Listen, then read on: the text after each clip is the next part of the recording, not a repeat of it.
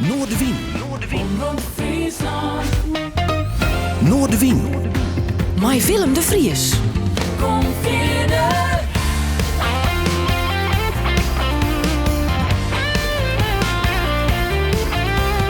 Alles wat er speelt. Omroep Friesland. Beautiful people, you ride the same subway as I do every morning. That's gotta tell you something. We got so much in common. I go the same direction that you do. So if you take care of me, maybe I'll take care of you. Beautiful people.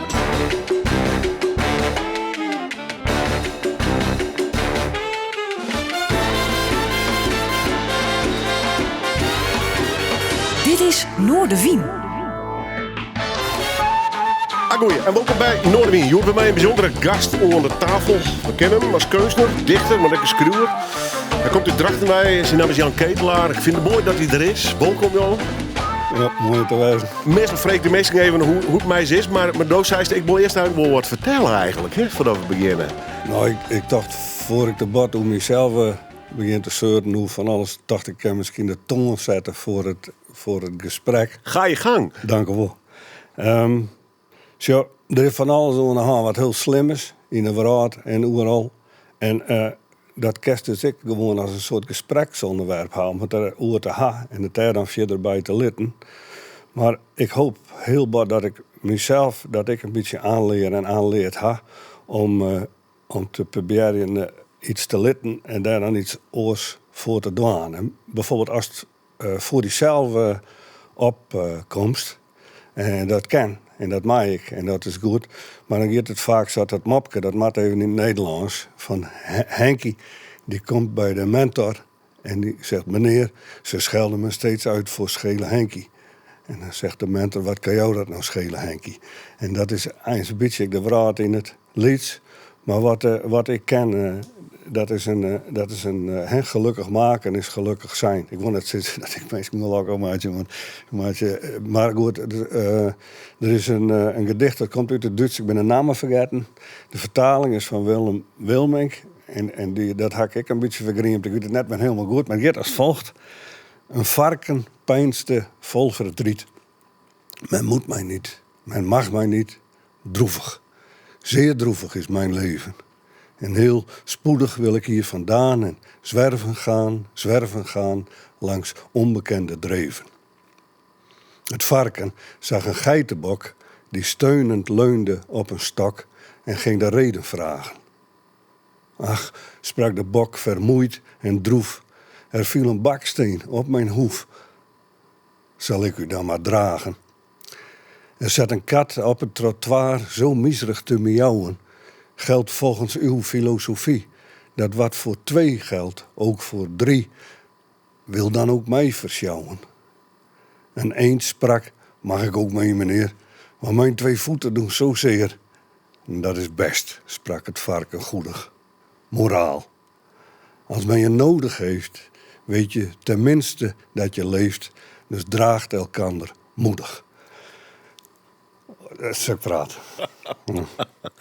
Is dat nodig om ze nou even te relativeren in de wereld waar we... Nou ja, dat decor is onrustig, hè, van uw leven.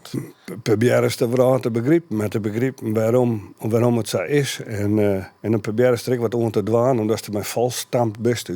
Dus hij wordt de hele raad verloren, maar die ging deed toen er 45 weer. En dat heeft al je weinig geholpen. Dus maar dat is nog steeds van ja, wat doet het zelf? Of wat dat omdat het me vol mee gaat en best dat het dan voor God of dat het al waar het steeds oors. Ik weet het niet. Mijn manier om dat klinkt wat theatraal om te overleven is gewoon lasje.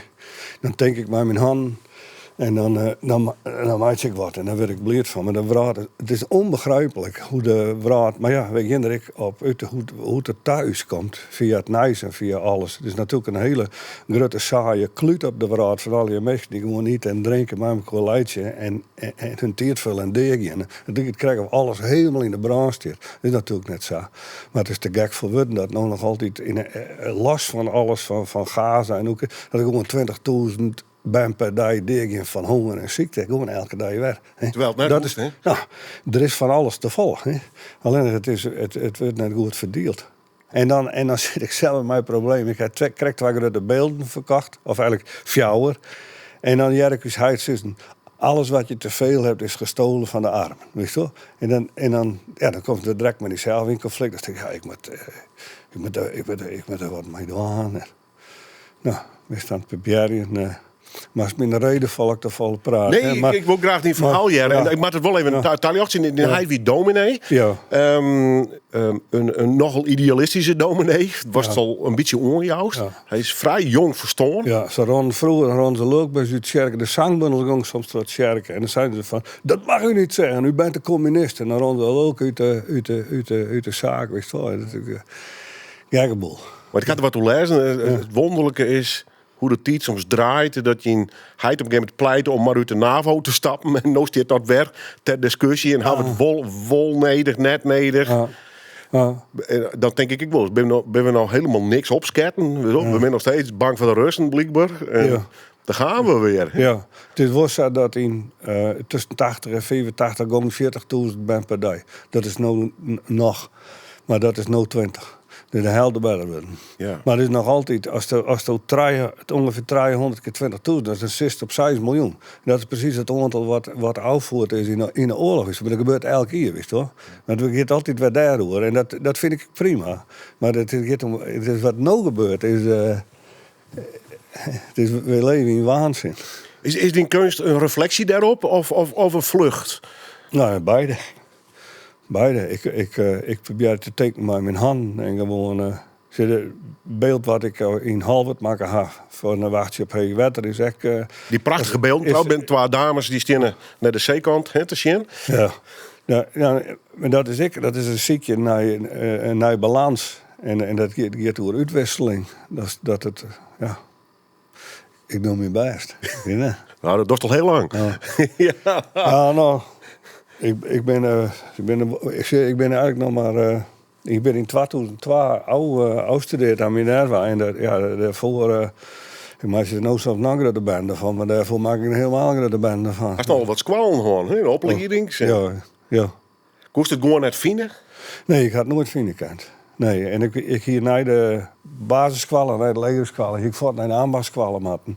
Dan hier ik wisten van, je kan het met je handen. Ja, dat is vroeger, dat gaat zo raar. Dat is toch een baanplekken, maar als we bij ons een baanlek. Op een of andere manier kwam dan, ik weet niet waarom, kwam een gemeentelid. En die kwam de baanplakken. Nou. Dus dacht ik gek voor willen. En dat wie geen onwil, denk ik, van is hij er van wat ik. Maar dat weet toen gewoon zo. Dus ik heb nooit wat geleerd. En ik nooit leerd dat... Ja, ik moest maar een masker tussen de stenen wijlen. Dat heeft dan geleerd. Daar heb ik heel lang aan gehad. Dat is geen tunker worden. Nee, ik ben geen tunker worden. Nee. Wat weer die jeugddroom trouwens? Hast droom hoor? Ja, om iets te worden? Ik wil graag zendelingarts worden. Dat wil ik graag worden. Ja. Toen is hij stoon is, toen ben ik zo heel recht het moeras in rond. En daar hadden bij mij weer uitlutsen eigenlijk. Ja. Wat voor Sjerke ziet hij? Baptist. Dat is wel een hechte club, nevens mij. Jawel. Daar had Bottomblij al niks mee te maken. Want daar had nog 2 dominees tussen zitten. Maar het wie Bethel, wie de Sjerke van is Heids is. Maar ik ben even wijsstuur. Het schrapt als lid en ik mag net met mij doen. Wie is het dwars? Ik werd dooplid. Waar dus hij hier daar in de Sjerke een wereldwinkel begon. Daar we jongens van de driesprong, dat werd toen veel moeilijk op voetbare jongens en zo. Die kwamen ik bij huis en we gingen dan gewoon kienen soms, bingo, weer in de Sjerke en dan weer een crash. En dus hij het stoor, dan kwam er een nieuwe dominee in no time, een wereldwinkel eruit, crash. Dus dat denk ik van, wat mat dat nou, gaat dat nou? Dus in de gemeentevergadering zei ik wat ik daarvan dacht. Ik weer 18, dan zijn ze de fabeltjeskrant is al geweest, hoor, zijn ze dan. Dus, maar ik ging nog terug, maar ik zei wat ik daarvan dacht. Ik net alleen, ja, meer meisje. En toen ben ik... Toen moest ik komen voor de dominee en de rie, moest ik mijn excuus aanbieden voor wat ik zei hier. Ik zei, ik viel geen schuld. Dan kan ik dat net excuus afbieden. Nou, ik mag nog 3 weken nadenken. Ik ben onder censuurplaats, mocht net meer praten, mocht net met mij aan het avondmaal, net mijn gemeentevergaderingen. En toen na 3 weken kwam ik weer om, of ja, dat weet ik niet correct. En toen ze zei, nou, ik zei, ja. Ik viel geen schuld. Nou, schraapte als lid, dan moest ik maar fort wijzen. En toen had ik mijn eerste echte goede kunstwerk, mijn eerste echte goede serieuze grap, pots maken, want ik had een potsenmakkerij. En toen ben ik in de letter zaterdagnacht naar het kerken gegaan. En daar zitten mijn stenen letters in de morgen. B-E-T-H-E-L. Bethel. Huis van God betekent dat. En toen had ik de B en de E en de T. Met alle moeite had ik uit de jaren lutsen. En toen is de hele gemeente naar de hel geweest. Dat hoorde thuis. Dat was mijn gram. En toen ben ik jaren bang geweest. Dat ik... Van wraak of zo? Voor alles. Ja. Voor alles, ja. Voor de politie, voor de gemeente. Voor God dat hij er is. En dan neem het al maar. Maar het is al goed kan. Hoe reageerde die want er komt uit een redelijk groot gezin. We zijn met 6. 3 jongens, 3 famkes. Hoe reageerden die broers en zussen daarop? Want Nou, bleun die nog wel hecht met die kerken? Nou, ik zou die zeggen, het weer krijg een koep. Daar binnen wel 30 mensen voortsturen toen. Dat is echt net te leeuwen. Onder oren dus mijn gezin. Dus alle mensen, iedereen is onder censuurplaats en move. En hem? Echt toen? Weg. Ja. Wegwezen. Ja. Ongelooflijk, hè? Ja. Ja. Kijk, dat is net leeuw. Nee. Want als het naar die jeugd, wat voor jeugd gaat gewoon even los van in heid, hè, dominee. Die hebben een speciaal plakje in het dorp, denk ik wel. En zo'n tjerken. Ja. Of zij alles wat van die dingen. Dan komt er dan wel een gemeentelid om je bol te plakken. Het is altijd, Absurd idee trouwens. Ja, maar kijk, goed. hè, ja. Ja. Het is altijd gedacht eigenlijk. Hè? Dat de mensen bij is heid kwamen, dat ze het net goed vonden dat wij op snij zwemmen mochten van is heid. Nou, dat kon er. Ik kon net op snij zwemmen. Of dat mensen kwamen aan de door en van de bond tegen het vloeken. En dan doen ze een sticker op de deurpost plakken. En dat is, hij zei van wissel wat vlakken is. De hele week huigelen en die misdragen. En dan op snij mooi naar het kerking. En dat is vlakken. Kijk goed vlakken is heel goed. Maar wie altijd gedacht is, hij zette. Toen kwam Billy Graham naar Nederland. En toen is hij alle grote kranten ingezonden stik van Billy Graham, go home. Dat is maar met niks. Zet het eerst maar bij hem goed op poort. En dan kom maar eens bij u vertellen was het was. Dus iedereen wil ook op net alleen. En op een auto hier ze zet ketelaar, go home. Dan hoor ik dat van die auto ouder. En dan zei ze, nee jongen, mooi stil dit. Het is al je reclame. En al je van die dingen, wist wel. Ik praat misschien te vallen over is heid, maar... Dat ze hem bellen en dan winnen ze lulk op en dan schelden ze jongen net te lul. En dan hier de telefoon, hier de sa. En dan de sa. Pardon, ik kan u niet zo goed verstaan. Kunt u iets luider praten? Weet je wel? Maar ja, hij wil ook maar 45 ideeën. Hè? Dat had hem wel opgeretten. Dat ken het ook. Is hij gewoon omvallen? Ja, dat is wel een heel raar verhaal. Hij hier pine in Beast. En... het weer in het weekend. Hij had 2 verschillende dokters geweest. Eén zei van hij moest voor zijn gal blazen naar het ziekenhuis.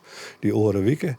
Toen kwam er nog weer een orendokter, net als eigen. En die kwam binnen en die zei, zo ketelaar. En hoe is het nu met je blauwe revolutie? Of is het inmiddels een groene of een gouden? Nou, zeg het maar. Nou, stel je niet zo aan. Dit ben dus mensen werden, hè. Is verleggen de muur aan hem heug van de pine. Die man zei, ga maar even op bed zitten. Die jongen me spuit. Dus mensen, hij sloeg achterover. Volgens mij wie dat toen al deed. Toen joeg die man hem nog een spuit. En ik zei tegen die dokter, moet ik een ambulance bellen? Ach mevrouw, als u dat verstandig lijkt, dan belt u een ambulance. Nou, zegt het maar. Dus met mij die beide spuiten, had ze de vuilnisbak hellen. Volgens mij naar Brown was het toen in het ziekenhuis in Greens. Ik weet niet welke dokter. Het erheen was. Die zei, wat is het? Wat had er aan? En die dokter, ik weet niet of Brown. Die dokter had dan voor die spuiten in de vuilnisbak gehoord. Die zei, Jannie, je krijgt je Jaap echt niet mee terug. Einde verhaal. Dat is het verhaal. Ja, nou ja, dus is het maar. Ja. Ja. Ik neem aan dat ik geen opzettingsspul had. Dat ken hij net. Maar het kan een medische misser Hij West had gaan. iets net goed niet. Een verkeerde kar West gaan. Vroeger heeft een stand gekregen waarschijnlijk. Hè? Ja. En nou, er is hem wat knapt. Want toen hij in de kist lag, die hebben helemaal blauw hier naar de kiel. Dus, ja, zit maar. Ja. Best lang in de war West, hè? Nee? Want ik lees dat Ik weet- nogal wat impact op je leven. Ik weet- En de rest ik gewoon had. En gewoon, maar... Ik werd wat 30 en toen werd ik op het pianoflat. En ik lag op bed op het pianoflat. Ik viel mijn lichaam gewoon uit het balkon in, weet je wel. Ik viel gewoon in. En ik werd er helemaal bang van. Dus ik ging naar de rechter. Ik zei het lied, ik zei of ik neer wil, maar ik zei ik wil wel graag een lipje. Toen kwam ik bij zijn hulpverlenster. Toen ben ik 6 keer geweest. Maar snijken hoe goed dat soms helpen kan, hè. En die zei tegen me van nou, hoe gaat het bij die? Nou, ik zei zus en zo. En ze zei, nou, vertel eens wat over jezelf. Nou, mijn vader ging dood. Nou, hoe is dat voor jou? Ja, ik zei, weet ik veel. Ik weet niet beter. Mijn vader is doodgegaan, weet ik veel. En toen zei ze, maar heb je voor jezelf alles toegegeven dat hij weg is en dat hij nooit weer terug zal komen, hè? En toen boem, jongen, alle sluizen die mensen passen bij de miljarden omhuis. Ze vertriet dan, hè? Ja. En gewoon alle jaren voortdrukt, hè? Dus, ja, zag het. Dus, en wij hadden gewoon meisje de allen. Maar wie dat een opluchting? Of Ja, of wie crisis? Nee, nou ja, het had heel wat opluchting. Nou ja, dat gevoel. Werken, hè? Ja, dat gevoel weer kwijt in elk geval. Ja. Maar ja, ik ga wel. Ja. Nou ja, ik ga nog wel een jaar hier in een psychiatrische inrichting zitten, waar ik in het Vieswijgong ben, omdat ik dacht dat die psychiater echt gekker dan ik ben. Ja. Dat wie echt zo, hè. En toen, ja, dus het leven is eigenlijk een grote crisis, hè. Ja. Hoe leeft elke dag?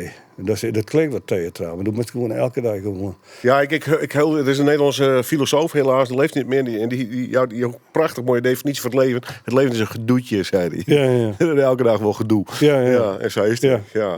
Je moet je wat er heel raaksel in. Ja. En een beetje genieten. Ja, dan slaagt het vaak. Zijn grillige geest houden, is toch? Dat is gewoon, dan kun je er heel wat genieten, maar ik heel wat net. Nee, maar er straalt wel levenskracht uit. Doe mijn best. Als er in ieder geval mooie muziek uitzocht, ik straks nog een versje voor u spelen trouwens. Ik zit het proberen. Meester poging dwaan, leef het daar maar op. Maar we zetten nu daar, maar mooi nummer, Beautiful People. Het is een beetje een schuifelnummer, hè, van uw jeugd, denk ik. Iets uit uw jeugd, dat nummer? Of... Ja, ik weer in Drachten bij de Dix Platenbar. En toen heb ik mijn eerste LP gekocht, Greatest Hits of Melanie. Maar die kocht ik eigenlijk voor Mr. Tambourine Man, zong zij toen. Dat vond ik zo prachtig. Toen heb ik die LP gekocht. Maar daar stier dit nummer ik op en dit vind ik een mooi nummer. Dat is heel vaak, dat is zo ongelooflijk vaak net in de gaten. Hoeveel ongelooflijk volle aardige mensen er binnen. En dat is zo raar. Want er zijn zoveel aardige mensen. Wie staat is wel eens wat de volle blin op de niet-deugers. Hè? Ja. Dus de meest misschien de eigen. Melanie, had Peter Verlien nog wel een pikker optreden in Nederland? Gist hij dan heen of net? Nee, maar ik vind het weer bedoeld. Ik ben de laatste keer of meerdere keer mijn naar popconcerten. Van dat mast je. Ik ben gek, joh. Volle, volle mensen, alles fiesten te loert. Is die gauw te druk? En fiesten te druk, heel gauw. En het allergekste vind ik nog dat het verplicht is om eerdapjes in te doen voor iets waar naar luisteren mast. Dat slaat toch helemaal nergens aan. Ja, dat is de wereld op zijn kop, hè? Dat vind ik zo gek. Ja, dat ken ik gewoon net over. Je kent ook wat zachter zeggen tegen. Ja, dan hoor je die dopjes net. Ja, dat is echt idioot. Nee, ja, hou maar op. We blijven even bij de vrouw, Janis Joplin. Get it while you can. Ja. Waarom dit nummer? Ja, omdat het... best eigenlijk soms bang voor liefde. Hè? Dat in je kroept je niet aan, of dat de jaren zegt, wat dat maar goed komt. Wil tekst van, er was graag dat alles goed komt. En dan was ik graag dat mij iedereen kroept en kroepen kerst. Dat soort gevoel van, God, kom je in, jongen. Wat is dat voor een moeilijke dag? Hou je de bek, we kroepen even, wist je wel. De dag al, ja. Zo. Ik Dat vind ik mooi. Je wil En- soms de hut van die? Nou, dat wil wel voor iedereen te hut wil. Dat kent dan niet. Nee. Dat kent dan niet. Dat kent dan net als de kerst toch net bevat of leeuwen hoe dat erbij lijkt al. Ja. Dat is toch vast te hut. In elk geval onbegrijpelijk.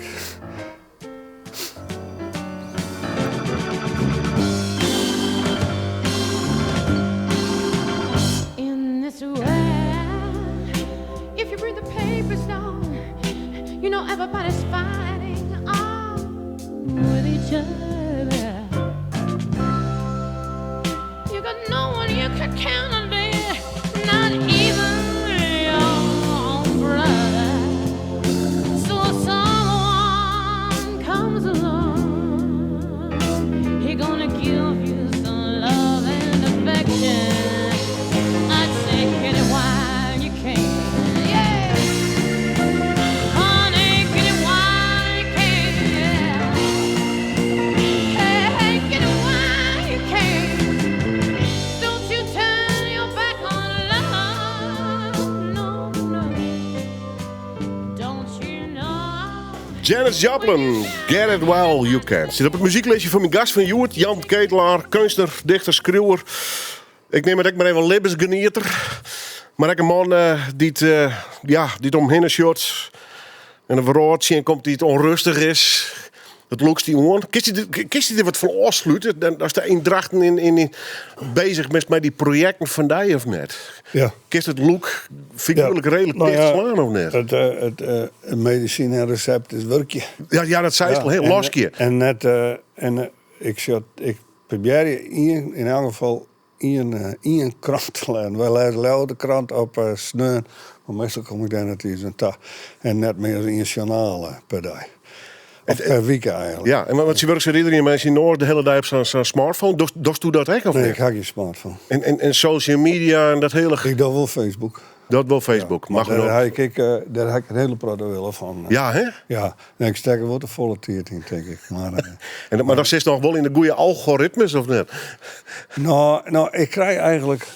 Als ik die filmpjes die ik ondroeg krijg, dan wordt in je plegen, terug oren, en dan komt er een held en die slaat zo al je riemen koor. Zulke filmpjes krijgen. Oh, ik zie het laatst Maar ja, niet. ik Ik zie meen- het laatst niet in de verkeerde. Ik kreeg alleen maar nagende verhaal in eerst. Ik kreeg hak met een verkeerd zo onder. Ja, nou goed. Ja. Ja, het is waar. Ja. Vind je dat leuk, de nieuwe wereld? Best een man van beelden, best van het lasken. Dus old school eigenlijk. Hè? Dus gewoon de klauwenbroeken. Ja. Hè?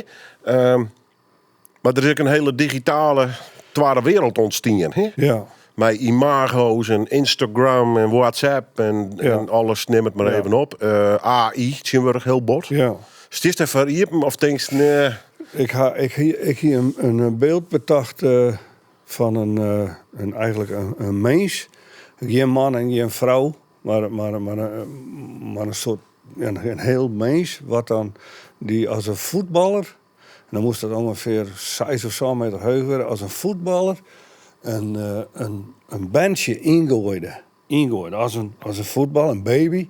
En het beeld dat moest dat heten, het leven werpt zijn kinderen vooruit. Ja. En toen dacht ik, dan wil ik dat op AI, dan typ ik dat in. En zie wat zij onderhouden. Maar het werd helemaal niks. Dus ik dacht, nou, dan hebben we dat ook gaan. Ja. Want door het, ongelooflijk wat er al in mogelijk is, dat leuk ik.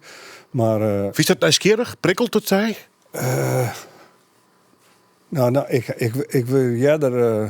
ik wil er jij wat angstig van. En ik omdat ik ben heel traag. Dus ik maak ze meer digitale dingen. Ik heel mijn eigen. Ik word heel gauw leuk met een computer. Ik wil me alsjeblieft stonden betalen dat door, want ik word heel gek. Weet je wel? En ik maak gewoon de simpele dingen. Ja. Simpel. Ik hou van simpel. Maar ondertussen ben ik wel bezig om mijn image te vergroten. En dan ben ik ongelooflijk graag in de belangstelling. Nou ja, dat sluit je er net voor aan. Nee, ik sluit me er net voor aan. Maar ik ben met die naaie ding, daar ben ik gewoon te traag voor. Ik had trouwens echt een keer toen voor de banken, dan stuurde dat het vrijwel letterlijk. Moest ik dit en dan moest ik mijn pincode invoeren. En dan stuurde ik weer, u bent te traag. Ik vind, hoezo leuk? Ik ben die bank hier. Ik zeg, ik ben te traag. Ik zit maar net gekker, hè? Hoe dat eigenlijk gaat. Hoe die dat regeert en regeren kan, hè? Eigenlijk zo er naast elke zijn computer een boksbal hing je maar. Dat Nou was ja. niks nou. Nou ja. Ja, op zijn hoenekap. Want ik hou hem op mijn bek. Dus ik zei iets. Is het echt een woordpiek in dat opzicht? Nou, ik herinner eigenlijk, als ik leuk werd, ik ga 2 keer in mijn leven in een boet naar ringen om dan. Ik ga 2 keer in een slijn. Omdat ik leuk weer. In 64 hier, dat is netjes. Dat is nou, ja, hartstikke keurig ook. Ik ren altijd vat. Ja. Als ik leuk word, ren ik vat. En in een ring? In de ring, in de ring, het is een idioot gevoel. Ik weer vooral op trainen volle beter. Ik ga eigenlijk een net goed karakter voor wedstrijden. Omdat ik sinds mijn negatieve faalangst heb. Hè? Dat is heel vervelend. Dus daarom, als ik nou een beeld maakje, dan heb ik gewoon dat beeld. Dan kan ik net met misleren, weet je wel. Maar in een ring, dan weet ik soms van tevoren nog zo. Dus als je het bokshands gewoon haast net tillen, weet je wel. Zo sfeer. Vlammers gewoon. Maar in de ring kom ik wel. Ik ga hier in Leeuwarden, ik wel in Kalverdijkje finale Paks Noordelijke kampioenschappen. En mij zit ik ben nu 30 kilo zwaarder. Maar toen. In welke categorie zie je toen? Ja, en toen weer zit ik in het welter. Toen moest ik boksen in van Frisia. En Bij welke club zie je het zelf trouwens? bij boksvereniging Dracht. Ja. Henk Zuiveer van boksvereniging Abelsma van Grijnshuizen trainer. Geweldige trainer ik. En Joop Eindhoven. Maar toen kwam ik dus op, sinds ik op en toen zei het hele publiek... die kerst wel ha, pak die kapstok. Ik zei meegaan en dan roep nog, die kapstok kerst wel ha. Dit en toen. En toen sloeg ik hem in de eerste ronde knock-out. En toen werd ik heel grutsk, maar tegelijk schaam ik me ook een soort van dat ik dat deed. Zodat iedereen echt gewoon een boem. Die is gewoon even deed, als het ware. Dat is natuurlijk ik dubbel on die vechtsport. Heel En zeker met boksen Lars Wolling op een hassen. Ja, heel paar. Even plat zijn. Ja. Dus, en het liefst knock-out, want dan Ja. haast op dan haast volle bak won. Ja, dan is het klaar. Maar haast Wolling. Ja. Het is gewoon, waarom tekenen wil ik heel graag dat ik die zie hier ongeveer, dat ik toen gitaar spelen hier of iets zinnigs deed. Maar ja, het had me wel de tijd geholpen. Wat wie de onleiding om op boksen te gaan Ja. überhaupt? Ja, Moest weer de agressie kwijt? ik weer 16 toen weer van voetbal en van Drachter Boys zit ik wel in een selectie, maar dat werd alweer heel fanatiek. Ik kreeg werd het minder gezellig en al fanatieker. Toen ben ik daar ook om. En toen had ik wel 4 jaar hier helemaal niks aan lichaamsbeweging doen. En toen zei ik tegen mijn oude kameraad Leo, ik zei, Leo, ik krijg een artikel les boksen. Dat is overal goed voor. Dat is goed voor de jaren, voor de conditie en voor alles. Dus dan, ik zei, zullen we dat doen? Ja, zei hij. Wij naar het boksen gaan. Ik dacht, dat is helemaal niks voor me. En toen daar, maar ben maat, ik vond het machtig. En toen stiek ik Ben al hier in de ring. En toen ging dat een keer goed. Toen ben ik A-klasse geworden, wat Heuger kerst net worden bij de amateurs. Dus ik weer wel... ik vond het echt heel mooi. En het is heel mooi, hè, dat in het toen nog meer als nou. Maar in het dagelijks leven is heel vaak een soort van die geestelijke... van die psychologische spultjes, van die geestelijke oorlogsvoering. En dan zei ze, hoe bedoel je dat nou? Waarom zei ze dat? En dan zei ja, ik ben een lange tien, dan is ze overgevoelig. Gaat, joh. Of zoiets. Zo zeg je dat dan soms. Dan kijk ik zo in een hoer. Maar in een ring weet ik gewoon, ja, dat was me op een bek slaan. Ik liet die missen en dan sla ik die. Ja, dat is gewoon heel duidelijk. Ja. Verrukkelijk is dat. Ja. Heeft die bokswedstrijd ook wel eens gewoon met taal bijvoorbeeld? Of de meeste graag schreeuwen, dan meest dichtje. Ja. Dat is vaak ook een soort gesprek met jezelf natuurlijk. Vaak, hè, in holen. Nou, meestal kan je goed schreeuwen. Als het gewoon zat drakkers in de kap of dat iets die heel heug zit. En dan pak je bij een papier en dan schroest dat op. En dan is krijgt er de macht door. Of dan, en dan kun je gewoon ambachtelijk gewoon met sleutelen, met de woorden. Dan kun je gewoon met beeld houden, eigenlijk met woorden. Ja. En dan denk je van, hier, dit is de eerste versie. En dan kunnen er nog wel 6 versies komen. Dat kan heel oors worden, maar dat is wel... dat kan heel wat helpen om op te schreeuwen hoe je voelt. Ja. En als dat dan een soort universeel maakt, dan ben meer mensen niet zo safiel of zich safiel kennen. En die bevestiging krijg ik soms ook wat heel fijn voor me is. Dat ze zeggen, goh, wat mooi, of goh, dat dacht ik ook, of weet ik van. Ik krijg soms hele lieve, leuke reacties. Maar wanneer ben je ermee begonnen met dat schreeuwen? Op een gegeven moment, ik ga altijd wel een beetje schreeuwen, maar op een gegeven moment ben ik echt dat ik dat dan een gedichten neem, dus zeg maar. En toen ben ik naar... God, jong, wanneer ben ik naar... ik ben toen... Er stond een oproep toen in Trouw... voor mensen die meedoen wonen aan een poetry slam in Amsterdam, 15 lente. En had hij daar aan een gedichten dwaan zonder rijmdwang of zo, in ieder geval. En toen ging ik schrijven en toen ben ik bij in lente gekomen. En toen voelde het zo goed. Meestal vond het hartstikke mooi. Simon Veenkenoog zit daar in de jury. En die moest googlen van mijn gedicht. Dat had nou net in je opred. Dus dat weet ik wel heel grutsk. En hij vond het echt mooi. Simon Veenkenoog woord toen ik mijn bundel uitjaar. Die zei stil met 50 gedichten. Dat was een goede uitjouwer. En toen gingen we daar. Dat weer op 2 manieren jammer voor iedereen en ik voor mij. En toen had Jan Hofstra van het Karmelklooster, God hebben zijn ziel, dat toen die. Maar toen, ja. Nou ja, zo. Is kunst in het Nederlands? Ja, nou ja, ik ga eerst wel in het Fries schrijven, maar op een gegeven moment ben ik daarmee opgeholpen. Omdat ik ga morgen. Makkelijker in het Nederlands, dat kind? Nou ja, u heet mem, uw mem is een tukker en u heet weer dat ek. Ik ben geboren in Hoge Zandstappenmeer. Dat lees ik, maar dat is Grunnen, hè? Ja. Grunnen, hè?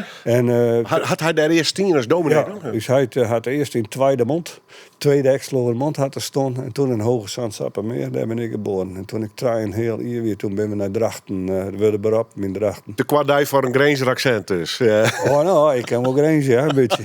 Maar ik heb wel mijn lesbevoegd in het Fries. Ik ga op een PA, ik mijn acte W weer dat leuk. Mijn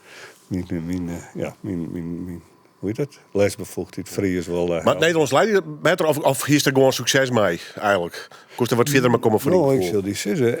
Ik wilde toch dat er net. Maar Sibranda weer, ik ga die vregen mee. Die zei, je komen 25 burgemeesters op de sluisfabriek. En die met ik een soort workshop gaan. Die komen hier in Smalingeland bij elkaar. Was toen dan niet komen en zo toch wat gedichten voorlezen. Ik zei prima. En dus ik lees de 4 of 5 gedichten voor. En die burgemeester die zitten saai. Net hier luisteren. En Teert van de Zwan van Jereveen, die kwam naast midden in de gang. Die zei, jongen, prachtige gedichten. Ja, maar ze net aanloeken dat ze net luisteren. En ik ga vaker vernomen, misschien zit ik dan voor het verkeerde publiek, dat mensen het lastig vinden om naar Fries te luisteren. Dat de concentratie minder goed is. Oké. En ik moet zelf ook zeggen dat had ik Fries lezen, maar daar heb ik meer moeite mee als Nederlands. Het kost je meer moeite dus. Ja, maar als je mij wil, maar praat ik Fries. En ik denk ik vaak in het Fries. Maar met de band praat ik Nederlands. Ja. En ja. Zoals Jos maar weer, hoe die taal. Ja, het is een mengelmoes. Ja, en hoe flexibel je dan in je holle ek mee binnen. Wat denk je in taal? Want je bent een beeldend kunstenaar. Ja, ik denk een hele praat, denk ik wel in beelden, ja. Dat ik het vol mis, ja. Ja, ik zou geen woorden voor me of zo. Maar ik denk dat net geen woorden voor zich zat. Nee, dat net. Maar ik is die zin in nou ja. Ja, weet ik. Ja, weet ik ook niet. Nee. Ik heb een mooi een plaatje draaien. We beginnen Bob Marley en de Wailers en de Redemption Song. Ja. Ja, dat is een klassieker natuurlijk. Ja. Haast wat met hem of met het noemer? Nou, beide. Bijzonder man, hè, Bob Marley? Ja, dan krijg ik die film van hem. Sjoen die daar over hem weer. En dan zag hem nog achteraan nog in die beelden. En dat tekst van, god jongen, dat is ik nooit. Als je bij Freddie Mercury, die man die het hem, zeg maar voor hem speelde in die film. Op een gegeven moment begon dat hem haast te worden. Hè? Vond ik een geweldige film. En hoe dat die. En bij Bob Marley, daar zegt hij beelden van Bob Marley. En de tekst van, god, dat een prachtige vent. Wat een mooie kap. En wat een uitstraling. Hè? Ja, daar heb ik wel wat mee. En ik vind dat toen ik deze tekst, weet ik van 2 jaar of zo, werden ze even jaren. Het is gewoon, ik vind het een schitterend mooie tekst, vind ik. Ja, mooi. Won't you help to sing these songs of freedom? All I ever had, redemption song. All I ever had, redemption song.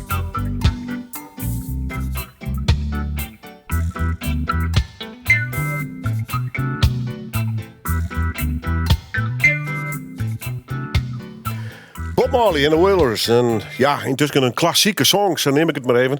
Maar hij bloedt mooi in deze vorm, Redemption Song. Komt van Jan Ketelaar, mijn gast, Stuart. Kan wel even deel zetten. Skeusner, dichter. Had ik al even nog horen. Een man van uit Drachten. Best heel bot met Drachten verbonden, emotioneel of net? Of is het eigenlijk toeval dat hij nog... Wij wennen in Zuidwalde op een gegeven moment. Tredje Nier, Wilm en ik op een boot, op Wijnark. En dan zei ik naar boeten. Dan zei ik, het speel zwemmen en zei. En altijd als ik naar boeten zei, dan wordt het rustig. Nu zien we uit op een parkeerplak. Maar hij is toen helemaal dicht te planten.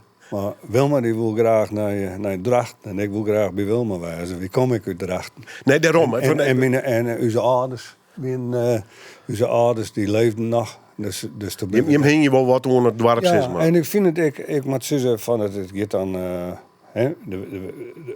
hoe alle plakken wordt soms lelijk gedaan, ik weet niet alles wat. Maar ik vind het een prachtige schouwburg, zwembad, bibliotheek, alles in er.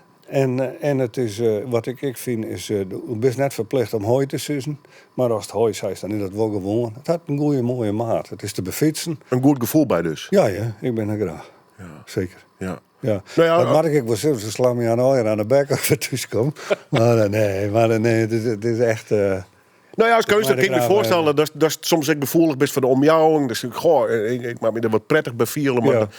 Maar we wonen op een buurtje wat eigenlijk net wat heel snel wisselt. Ben gewoon al aardige mensen, heel lieve Bjorn. Mooi stabiel. Ja, vind ik wel fijn. Ja. En het is zo mooi bij die kunst de dwaande wijze. Hoeveel projecten ben je op dit stuit met dwaande? Ja, in de Holle ben ik bezig met... een hele protte? Ja, een hele protte. Maar was het al jaren? Of, Nou, in ieder geval een impressie. Ik ben heel benieuwd wat er in je Holle vandaag omgeeft. Ik weer van doel om mij de heugspanningsmasten die vanuit Eemsmond Albrechtsen werden vervangen worden te oren, om die te ontmantelen. En dat, die te broeken als Lego. Als hoe heet dat nou? Meccano. Voor grote vogels die dan bij Lemmer over de dik moesten als welkomstplaten van Friesland. En dat moest dan trouwens Trea Westra van de sluizenfabriek. Die zei, nee jongen, was net verlangen nemen. Dan moest het langst me nemen. Dat is een mooi woord. Ik dacht, ja dat is. Ik zei, dus het beeld heet langst me. En dat met dan Trea gruidevogels worden. Waarschijnlijk een skriers en een liep en een jurk. Die me kon moertje en dekkers dan onder trouw rijden. En dat heb ik nog steeds in de kop. Dat wil ik heel graag. Dat moet uitgevoerd worden dan. Dat ken ik net zelf meidje. Maar daar ben ik mee bezig. Ik dacht, ja, dat moet dan de provincie en de gemeente, bedrijfsleven, sponsoring. En ik vind het ongelooflijk mooi, want ik wil er graag een comité van aanbeveling voor haar. Dus dan heb ik via ik proberen Foppe de Haan, zo die dan nog mooi vinden. En dan vind ik het zo geweldig. Gaat Foppe de Haan, hij had me bellen. Hij zei, Jan, dat is een prachtig idee en een prachtig beeld. En maar gerust in iedereen zin dat ik dat zei. Nou, dat is ook geweldig, hè? Maar krijg je het voor de kort, denk je? Ja, dat weet ik net. Dat is een kwestie van tijd. Ik hoop dat ik het beleven, maar je mag toch dingen... samen als je dat het klikt op. Ik ga de gemeente, maar hoe dan moet ik voorzichtig worden?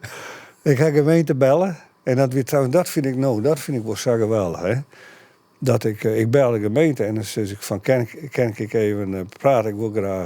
Ik wil graag een beeld voor je maken. Ze kwamen net erop bij de receptie.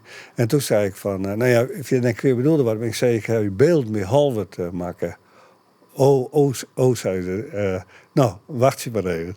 En dan werd ik bellen door de burgemeester van de Friese man. Hè? Dat is toch geweldig, hè? Ja. En dan heb ik had het in de wijk gezet, zeg maar. En dat is weer net aanwezend. Maar dan mag ik nog zien hoe dat al even verder gaat. Ja? Nou ja, dan heeft het zelf leven. Dat. En ik wil heel graag, dat ga ik proberen. Ik wil graag het wereldkampioenschap, het wereldkampioenschap bloei organiseren. Ik wil graag boeten de conventies om, boeten de bestaande instituten, landen bij elkaar brengen in een groot deel van de Sahel. En dat Israël zal de eerste keer wil winnen. Maar dat de boel een groot, ik zit maar wat, 100 of 170 vierkante kilometer bevloeid worden kan of irrigeerd worden kan, dat het daar tot bloei komt. Hè? In het grote boek staat de woestijn zal bloeien. Dat staat ik in de Koran, dat de woestijn zal bloeien. En dat is ook een mogelijkheid.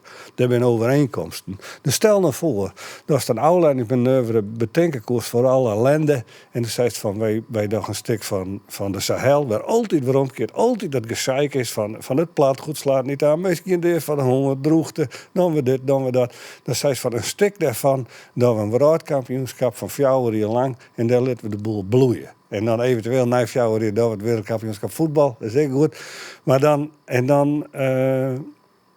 dat is zo'n prachtige afleidingsmanoeuvre. En dan had ik een gebied waar misschien mensen die bang onderwijs binnen of in een kamp zitten. Die stonden daarop, nee, dus ik moet beginnen daar bij elkaar rijken. Daar wist net maar de kont aansjoen. Of daar was net outbacked, of daar werd net zijn verzoden muut erop. Daar kan het misschien wezen. Maar ja, het is heel naïef gelul misschien. Maar dat ik daarheen ging, ik ga proberen bij de overheid. Ik zeg van, ik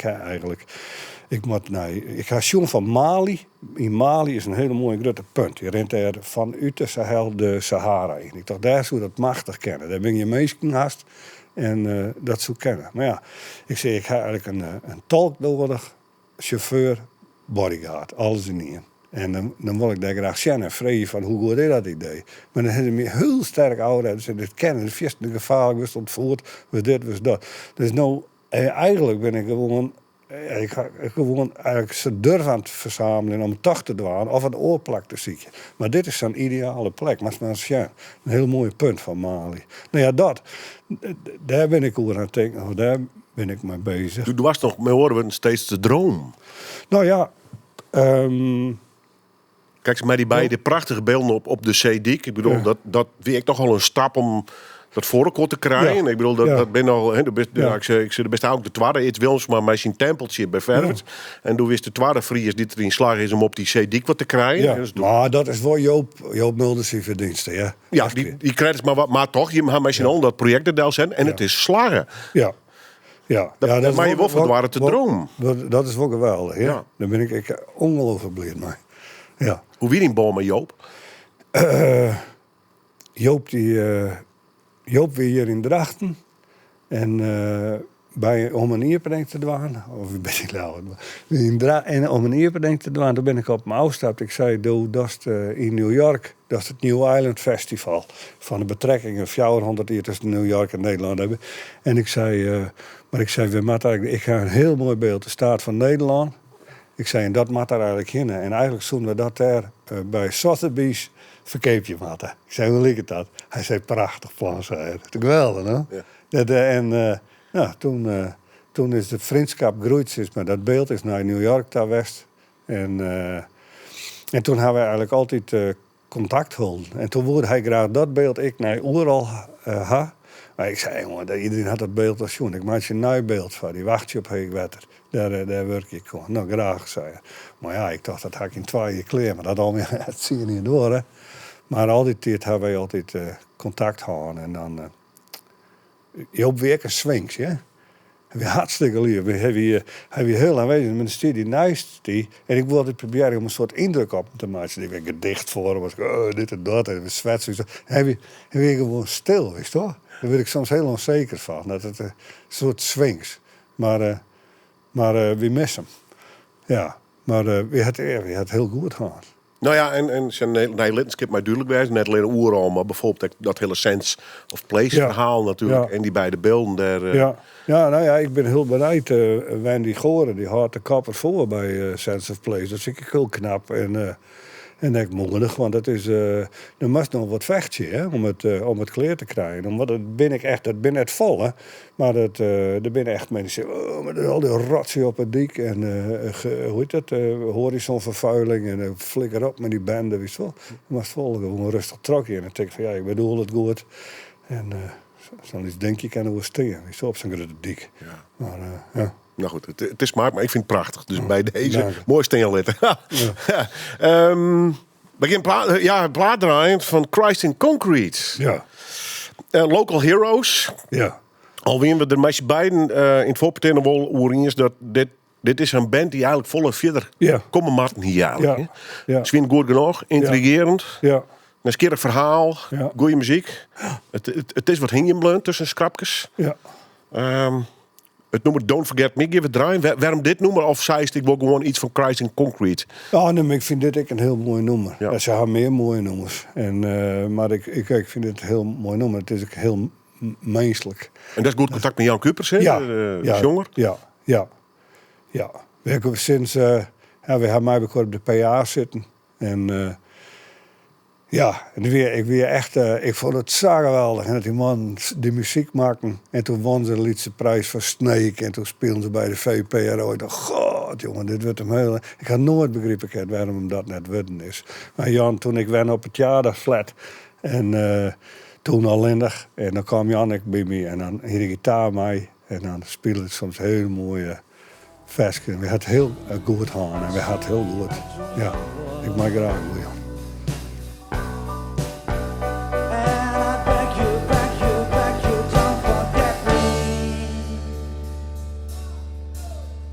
Don't bring back all the problems you had. And a skin full of pain. It's the heat in my mind. I will fall home. I see a dream. Crying Concrete en Don't Forget Me. Frieske bands, met name in de jaren 80. Veelbelovend, prachtige nummers vind ik persoonlijk. Een van de favorieten van mijn gast van Jan Ketelaar. We zitten al even op tafel, we hadden een heel verhaal houden al. Ik had het gevoel dat we nog maar eens even een deel 2 en een deel 3 meidje materiaal. Want dat hoe belangrijk is, want ik net gauw uitpraat wezen. Vooral dwaande al jaren natuurlijk met die carrière als beeldend kunstenaar. Ja. Ik kan wel, je hebt landelijk protte dingen in je succes, oerst in die beelden. Als je een noffelijke carrière, gewoon of weer een wrakselcarrière of nota, wat in een gevoel daarover eigenlijk?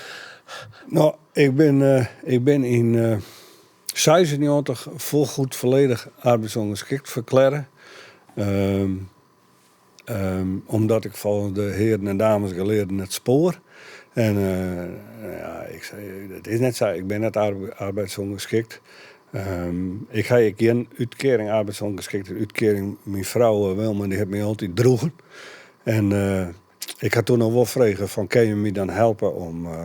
dat is een klaagzang. Maar kan je me helpen om naar mijn erf? Had ik in de kunstacademie. Ik zou graag naar de kunstacademie. Ze zei, nee, daar ben je absoluut net geschikt voor. Want na 3 maanden is het toch al. En dan moest je een eigen merk veroveren. Dat kerst toch net. Dus daar wil ik je helpen om je aan. En toen had ik naar een boerwest in Zuidwolde. We toen Bert Dijk. Ik zei, Bert, was toen mij alsjeblieft helpen. Want ik heb 1500 goenen weer dat toen. Nodig voor het eerste jaar college hield voor Minerva. En hij zei, dat is goed, joh. Kom je maar een keer kool bewaren. Je moest de kool nu bewaren voor een groentesnijbedrijf. Maar ik kool plantje. Het is daar een koolbuurt bij Zuidwolde. Dus ik toen die 1500 goenen. En toen ben ik naar Minerva te komen. En van de ene op de andere dag. Dat waren batters aan cliché, maar het was echt zo. Viel me daar gewoon... thuis, Ja, gewoon fijn. Want ooit dan best gek en dan was het ook verplicht bijna gek wijzen. En dan ben ik weer een heel fijn gevoel. Heel aardige mensen. En dan kun je zo gek net bedenken of het weer wel wat is. Toch? En zo'n kunstacademie, dat wil ik wel even zijn. Dat stiet in een bepaald lucht van... Ja, dat komt maar even de prutsen zo... die niks voor de maatschappij kennen of betekenen. Hoe zeg je dat dan? Maar dat is een soort gistende composthoop... waarvan alles uitwisselen wordt. En wat altijd weer waarom komt in de maatschappij. Dat vindt altijd zijn waarde. Dat is gewoon compost, vind ik, voor de maatschappij. En dat is heel belangrijk, compost. Nou ja, bla bla. Maar in elk geval, het is me net omwaaien kwam. Want ik hier daar, ik wil dan heb ik gedacht. Dan zei de docent van zo. En we hebben nou even troep meegenomen, weet je wel. En dan luisterde ik in de gaten dat hij heel wat stammerde. En dat gewoon van hem wie om gewoon zich flink te houden. Dan ran ik even terug en dan kiedel ik hem uit. Maar we hebben een hele mooie tijd. 4 had ik de weg. Ik had de dijopleiding en de avondopleiding tegelijk dingen. En ze wisten dat ik net, er was toch op een jongens of een daaropleiding. Dus ik kon dat al beide worden waren. Hè. En het weer heel interessant. Alle werkbesprekingen. En wat zitten meesten? En wat meisjes je bij de hand. Hè? En dan kun ik heel wat zelfvertrouwen van krijgen. Ik ga daar heel wat meer zelfvertrouwen krijgen. Het is nog brekbaar, maar goed. Wat was ze? Nou nee, kwam je als kunstenaar of best dat letterlijk pas worden van die gevoel?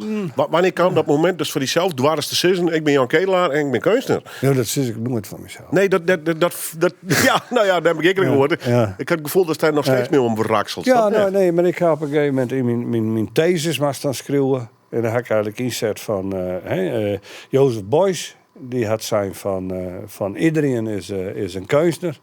Maar net iedereen had dat van zichzelf in de gaten. En Marcel Duchamp had zijn van iets is kunst als Toos huis dat het kunst is. Dus wat mast hij mij? Dus ik had zijn van ik ben potsenbakker. Ik probeer serieuze grappen te maken. En dan kan ik precies alles doen wat ik wil. Ik kan gewoon een dichtje, ik kan gewoon liften, ik kan alles. Ik ben volledig vrij. Ik wil volledig vrij werden om te doen wat ik wil. Maar ja, ik ben eerst allerlei galeries rond. En dan mijn portfolio. En dan kom ik 2 weken later en zeg nee, we hebben dat nog niet bekeken. Nee, natuurlijk niet. We hebben het heel druk. Wat denk je we hier allemaal niet komen? Dus ik zeg maar terug. Dus toen dacht ik op lijst van ik maak gewoon iets waar je hem letterlijk net omheen kennen. Toen heb ik gruttere beelden maken en toen is dat beter ben. Ik moet wel zeggen, en dat is ongelooflijk fijn. Ze hebben van Weerdingen bij Emmen. Hier ze Minerva bellen. Wij moeten eigenlijk een mooi beeld hebben. Weet je nog een beeldhouwer die een mooi beeld van is maatje kan. En toen had iemand, ik zei ze nou maar net nemen misschien, maar iemand van Minerva had ons in hun zijn. Als het een mooi beeld had, was het mijn verhaal met Jan Kedelaar. En natuurlijk, dat is natuurlijk geweldig. Hè? Ja. En toen heb ik een heel mooi beeld maken. Ik zei mij dat hij de reiziger en dat stiet daar. En dat is. Maar dat is weer een beetje een tropbraak van die gevoel, of net? Nou, ik had nooit wel een opdracht gekregen. Oké. ja, dan ben je... Toen voor ik het reveal zei, en die heb meer een romte. Ja. Dat doe je de eerste en de laatste zo'n beetje. Ja, apart hè? Ja. Maar goed. En toch, met een portfolio bij Galeriesdel en bij Meestal Oorklop, Ja. in die stap zit wel een acceptatie dat je keus maakt. Als Jos die zelf net zei. Oh nee, maar ik zie me wel.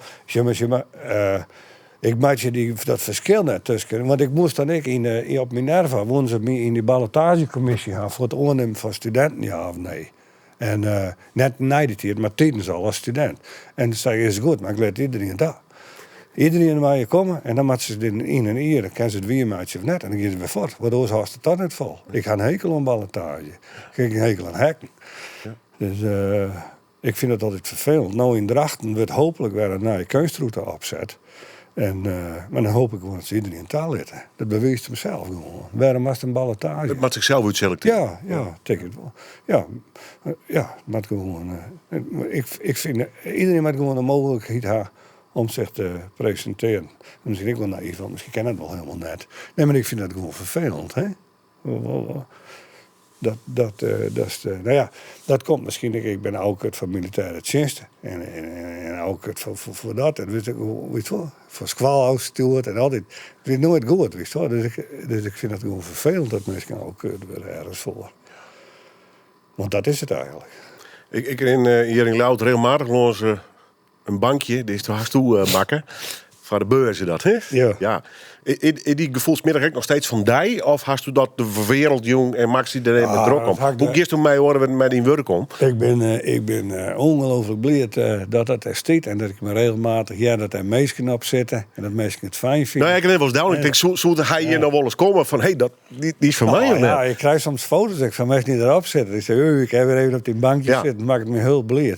En ik vond het verhaal zo mooi. Ik het vertellen maar ik kwam bij de commissie en ik hier een verhaaltje en ik hier dat ontwerp hier in de kustensloop.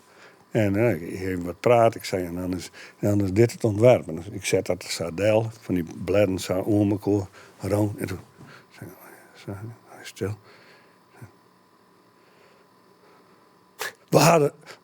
We hadden om een hek gevraagd. Ik zei, dit is een hek. Ja. Dit is een koninklijk hek. Hier kun je op zitten, zei ik. Dan tiertje stil. Dat had heel tier door, hè. Want er zit natuurlijk oren in een race en die in een hek maken. En dan weer om een hek vrij geweest hoor. Een koningshek. Om de linde. En, maar het zet me toch gunt. En dat vind ik wel... Wat schetst nou wel een situatie, wat ik praat wel eens vaker met kunstenaars. Ja. En met name beeldenkunstenaars. Ja. Ik denk als het schilder bent, is het wel een overhaal. Maar doe eerst bij het slag kunst die een heel product krijgen aan met ambtenaren, met commissies, met elite. Het klinkt wel eens heel dubbel. Het was zo twee werelden. Du bist liefst een jasje lassen met de klauwen en grote beelden maken en rouw en de wereld in en dingen in de natuur zetten. Van dingen op een zeedik. Hoe kist hij wat mee omgaan? Want toen best voor een deel ook wel afhankelijk werd van wat ik al zei, commissies, mensen in netjes pakken met de stropdas voor. Ja, is weer. En die heel ingewikkelde dingen roepen. Ik ben er altijd in ingang. Ik moest naar een psycholoog daar. Wilma wie mij. Ik moest naar een psycholoog daar. Die stelde me allerlei vragen. En ik zei van, hoe bedoelt u dat? En wat zou je daar nu zelf een antwoord op geven?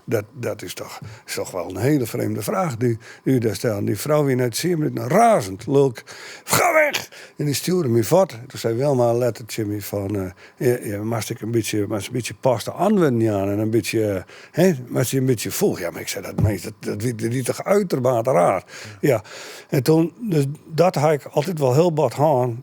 Dat als ware met het systeem...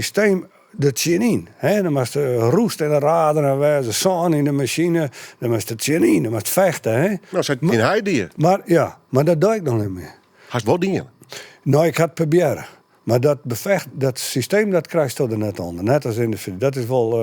Dat is vrijwel net te doen. Maar wat het wel doen kerst, is het systeem voor die werkjelitten. Maar dat neemt tijd. En dat neemt beleid, en dat neemt nuance, en dat neemt rust, geduld. En er moet een goede vrouw naast die soms goed praten kan en die mij die het bedrijf en die snel nog even del bij. Nou ja, ik dat. Rustig. Ja. Maar... Nee, er zit een soort dubbelheid te zien. Dus maar sorry, ik val niet in de reden. Maar het is een hele pratte...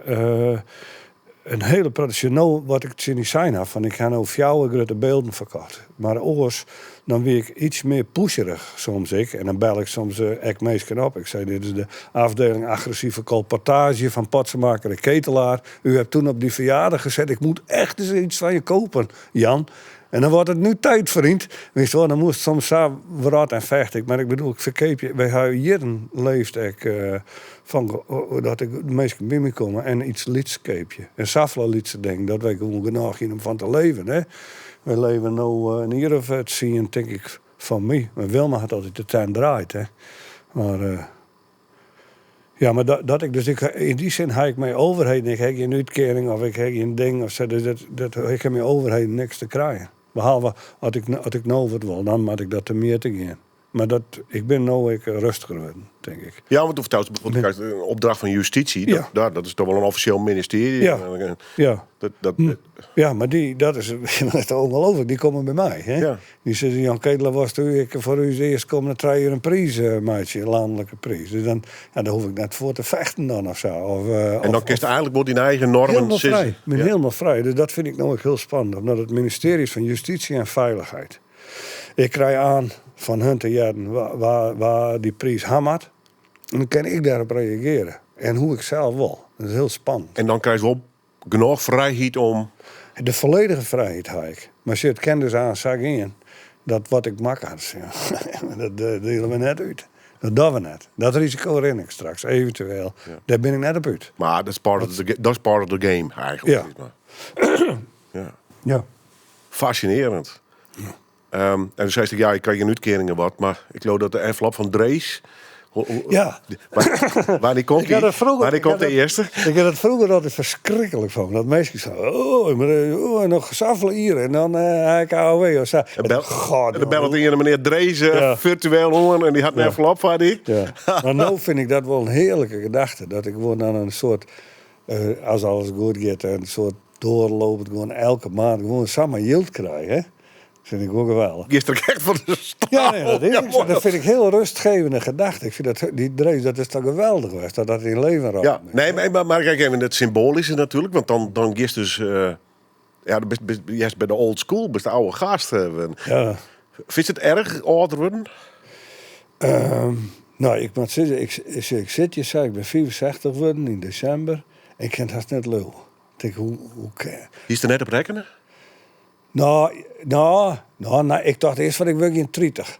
En na mijn 30 toen ik bijkregen had, dan probeer ik wel zo oud mogelijk te worden vanzelf. In grappen.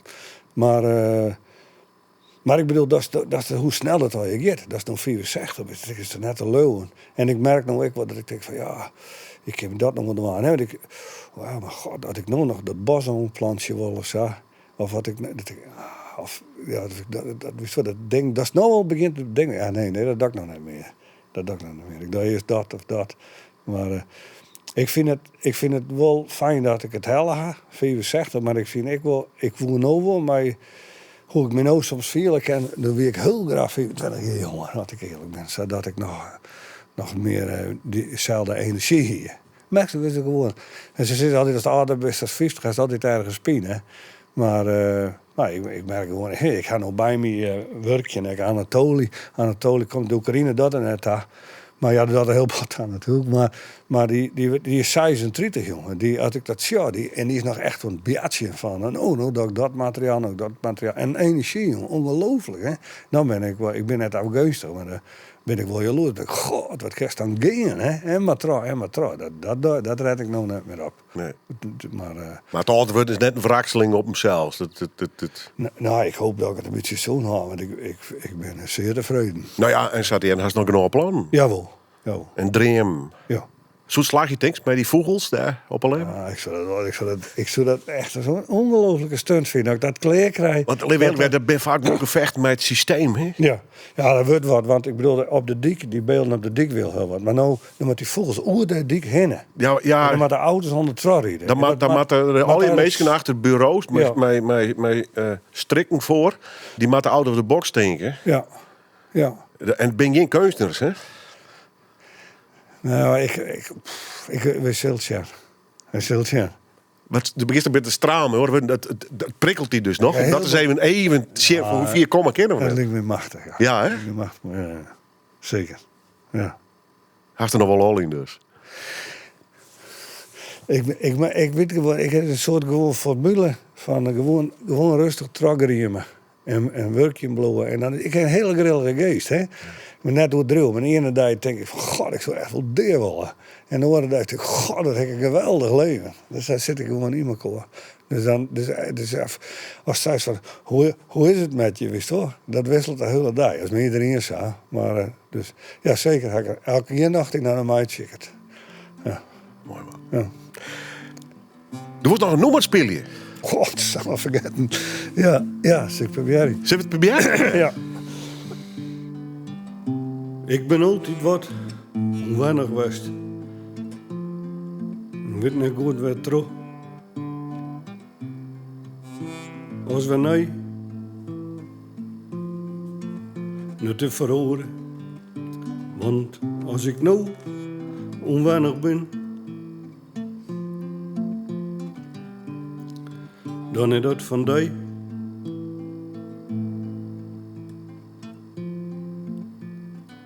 Zo. Wat weet ik er ben. Maakt het mij niet uit. Waar ik ben. Als waar ik heen in. En daarom wil ik maar zeggen.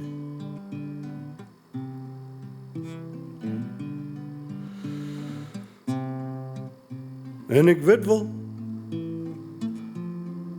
Een mens moet liefje kennen, zonder die.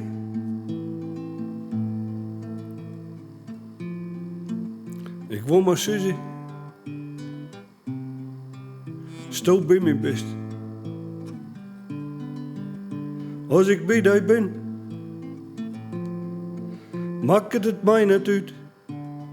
Waar ik ben. Als waar ik heen ga. Wat ik jou als krijg, als wat ik mat als mij. Daarom ben ik wat onwennig. Daarom ben ik wat onwennig van die. Daarom ben ik wat onwennig van die. Van die. Van die.